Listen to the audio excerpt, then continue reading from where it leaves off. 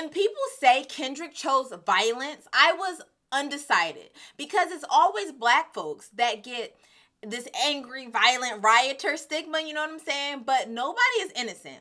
Drake has made so many people feel away that 50 wrote out an entire list in alphabetical order, and 50 is another one that's never innocent. But did Kendrick choose violence? And should he have played Not Like Us at the Super Bowl halftime show? We all want to know. It's a Chaplain to Culture, Yale MDiv and Black Church Studies scholar.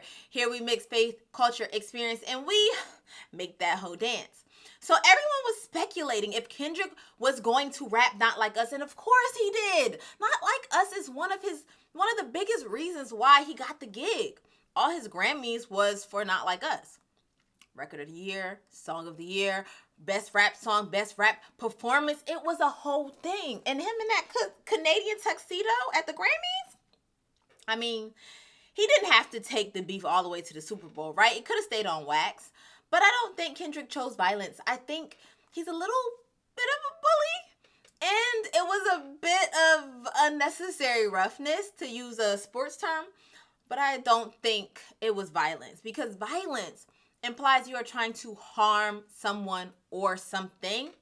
Crazy enough, I don't think Kendrick means Drake any harm. I think he is being a disruptor. And we confuse violence with disruption all the time. Kendrick looks at Drake as a culture vulture who is feeding off a way of life he doesn't know or live by. I would like us to view how Kendrick is moving to wake up the music industry and the fans to see that this imposter, imposer-like behavior must be called out.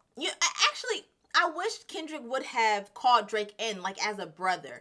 Instead of calling him out, I would have maybe done something differently, only because I really enjoy Drake's music. I think he's very talented. But to Kendrick's point, I like Drake with the melodies. I don't like Drake when he acting tough.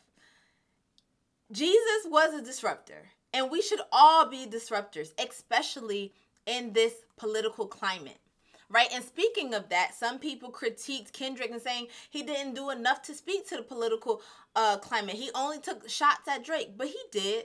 It was there. And it was definitely in the playlist if you pay attention. I did take notes on it.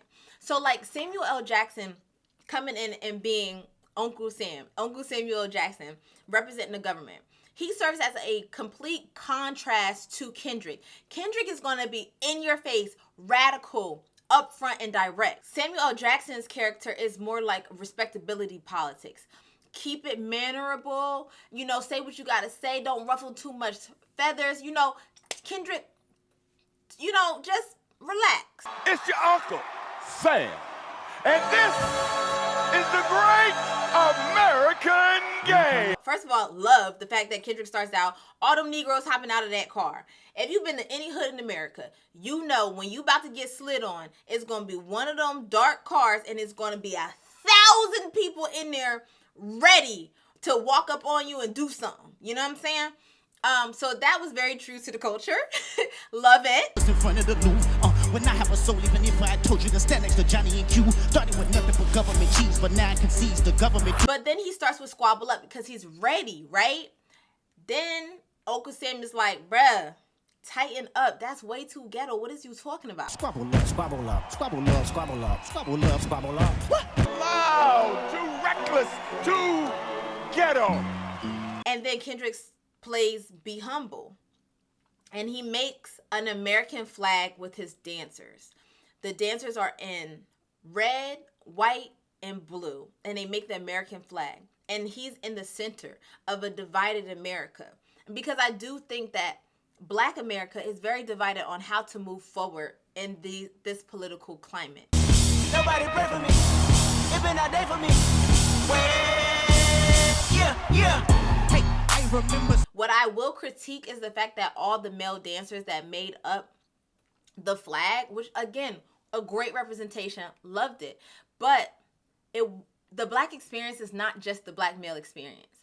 And so many Black people think that the Black experience have been like co-opted by the Black male struggle.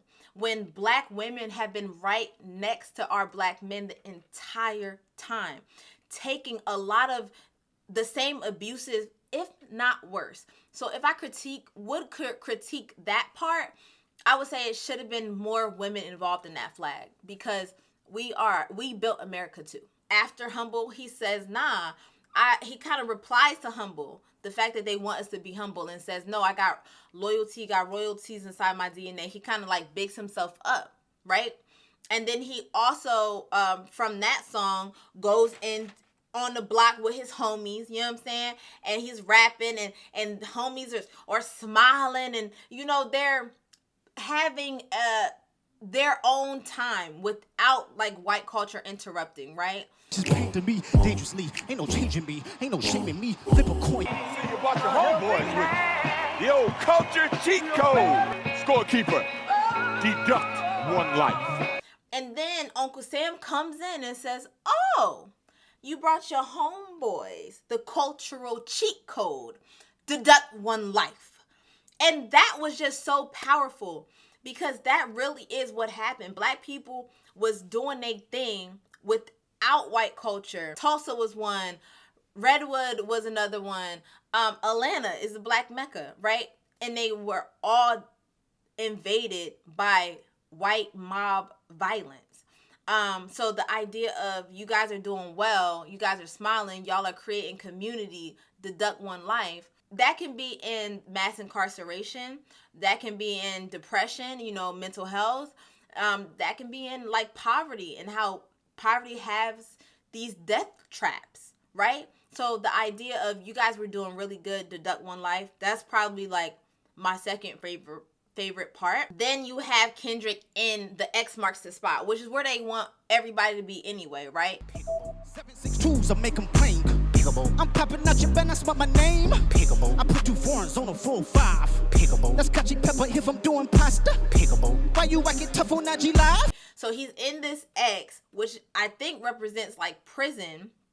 And then he's rapping and he's like on his demon time. He's talking about peekaboo. And so also y'all done put him in his cage. He done turned into a monster. So I love that symbolism too. He's literally on the block with it. He's outside. This whole thing is like, yo, bro, I'm outside.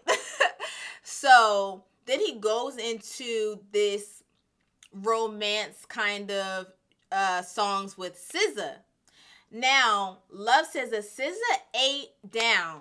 SZA was very much giving everything sexy. Like, she was just, yes. SZA was a yes.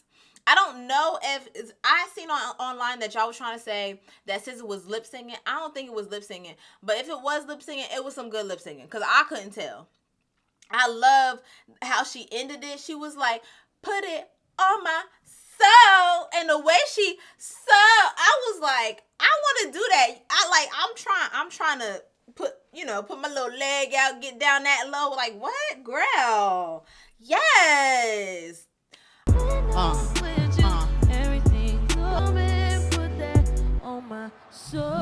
This entire performance was like a metaphorical drive-by.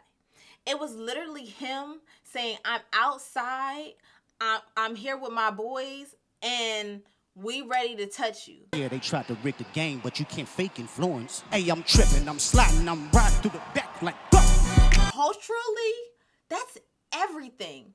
That vindicates like the idea that we can solve our own problems, because even if they look big, because Kendrick, even though he's taking on Drake, he's really taking on the industry. He's really taking on the idea that you can have this imposter-like behavior and sell and commodify a fake black experience. You know what I'm saying? Kendrick chose to disrupt the status quo. He chose to be a troll, and that's why I call it unnecessary roughness, like being a bully. But I honestly don't think it was just about Drake. Cultural appropriation creates like a commercialized, whitewashed version of something, and it's dishonest to what that something really is. And I think Kendrick saw that hip-hop was being dishonest to what it really is. Yes, hip hop can have a lot of BS in it, and that's going to be there. But hip hop is not only that. Hip hop is a tool to radicalize the Black collective, and that is what Kendrick wants us to be reminded of. So no, I don't think it was just about one particular person. Kendrick felt like, hey, somebody had to do it. Somebody had to do something. And I feel like he looks at Drake just like as a casualty of war. Like Drake represents the labels, thinking it's cool to dress anyone up and make them a hip hop icon. Low key, that was Nicki's whole problem with Cardi B and her presence in hip hop. But y'all hate the queen when she says it, but when Kendrick says it, oh, you get it now. Y'all only listen to men, and that is sad. But my question for y'all is, was it worth it? What was it all for? What has changed? On one hand, maybe labels will invest in more raw talent and emphasize authenticity. We see how everyone is responding positively to Doechii. Give it up for Doechii. On the other hand, that's just one artist. There's no guarantee that there won't be another artist to come up and try to make money off the culture as they've done before. There's just no guarantee. And on the other hand, because, you know, I got 3 hands, maybe this beef serves as a message, like a warning shot to everybody who aspires to have this poser-like behavior. Maybe the example is enough. But let me know what you think. It's a Chaplain of the Culture, here to expand ideas and grind your gears. And I'll talk to you soon. Bye.